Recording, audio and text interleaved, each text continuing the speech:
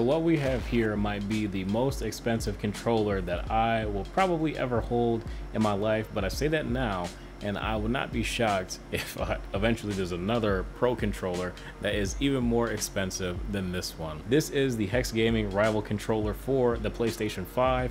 This one is pretty much a maxed out spec, so you do have the custom design on there, you do have the fast shots triggers on there, the back buttons of course that are soldered on that you can use with all of the face buttons and triggers, also the grips as well. It is a really nice controller, I think, but also for around $300, this is absolutely insane. You do have a ton of stuff packed in here that we're going to go over today, but yeah, it's just really expensive. So first thing we're going to start off talking about is the design. I went with this Great Wave color scheme, I believe it's called.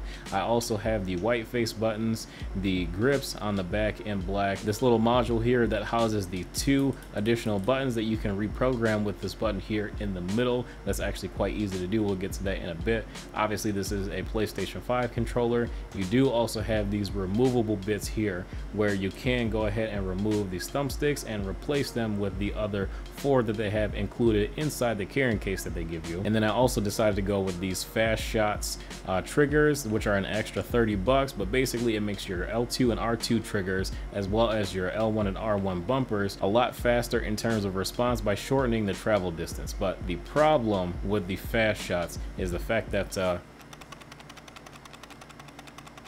it does that. So here is my regular PlayStation 5 controller. It's a little bit dusty because I really haven't been touching it because I've just been using this thing because it feels so nice in the hand, and these extra buttons are definitely killer. I missed having those coming from all of my other, you know, Xbox One and PlayStation 4 controllers. But regular controller, really not much rattle. There's a little bit of rattle in the regular controller, and then we have the fast shots here. This one does have a lot of rattle, and it is because of that feature. I talked to them, they said that the rattling is normal, probably just because of the mechanism that they have to put in there to make the triggers and bumpers a lot more responsive.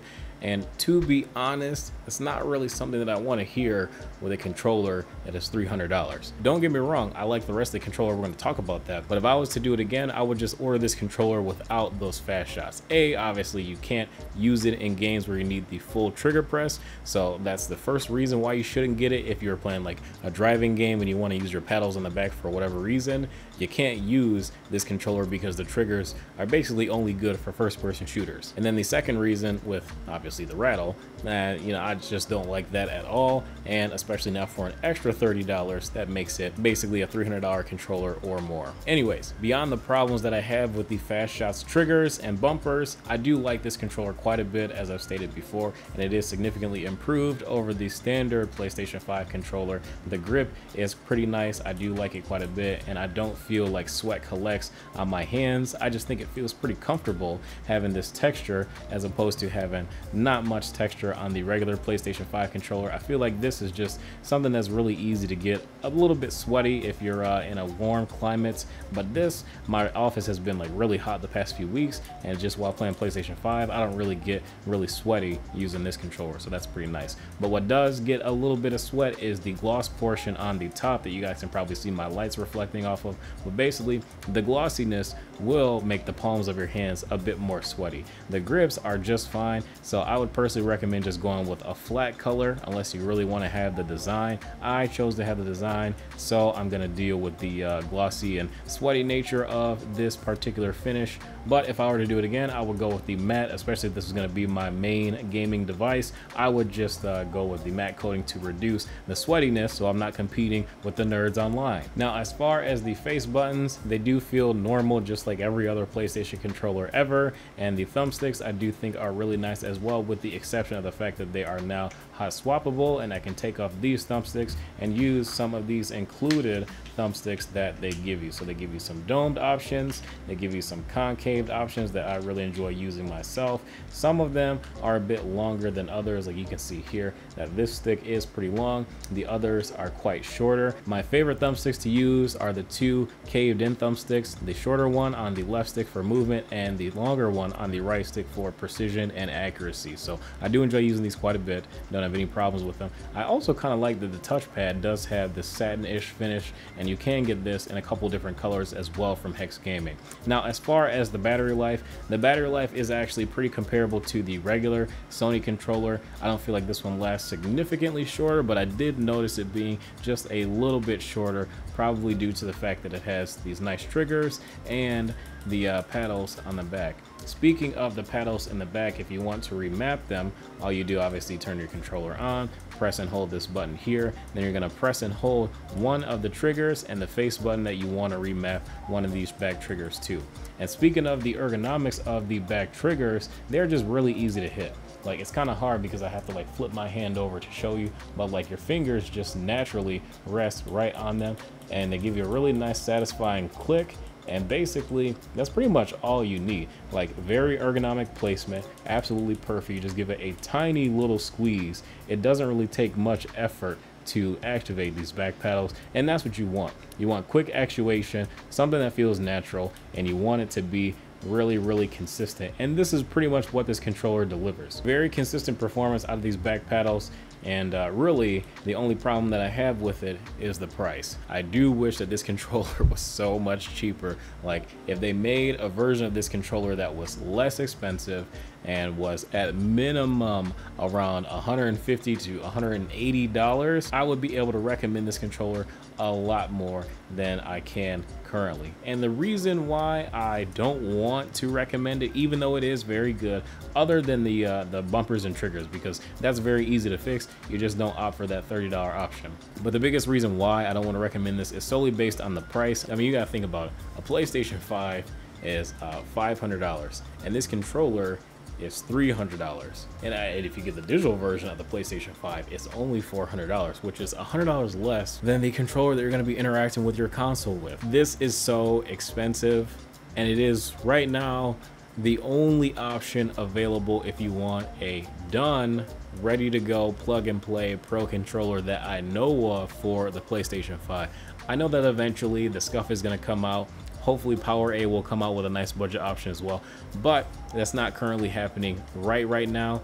And Hex Gaming is leading the charge with this new technology. If you go on Amazon, you can find that Extreme Rate does have a kit where you can install this back trigger portion on your own PlayStation 5 controller, and obviously since you're doing it yourself, it is significantly cheaper. Kevin Kenson did a video on it that I'll throw up on the screen right now, and there is a portion there where if you wanted to give it like the full functionality and map like the R3 and L3, the bumpers and stuff like that, I think you can do like some soldering and whatnot. But I want to say that there's a pretty easy-ish method that you could do that will just give you the face buttons, which for most people is good enough. So maybe if you're kind of a DIY kind of guy or girl, you may want to go ahead and give that a go, and maybe that's a good way to get a very similar experience to this for a much cheaper price and do it yourself.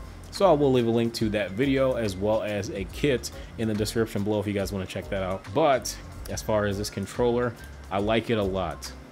I really do. It's just hard to recommend, but that's the thing. If you are a pro or want to be pro PS5 controller, you want the best and the most competitive advantage, then that is what this controller is, and that's just going to have to be the price you're going to have to pay for now, either until it goes down or until it gets more competition, and maybe the competition will be similarly priced. I don't know. At that point, you just give up, you just buy what you like. And with that being said, let's just say that the SCUF comes out, the PowerA comes out, heck, if PlayStation comes out with their own Elite controller that is $300, well, in that case, I really don't think that you have a bad option here. They do give you a 90-day warranty. I know in the past, I want to say, I think I got like a card that said like if you tweet them on social media or something, they extend it by another 3 months. I can't remember. Maybe I put that in the previous video. I would like to see Extreme Rate and Hex Gaming increase the warranty on this thing from 90 days to like a year. Yeah, a year, maybe a year and a half.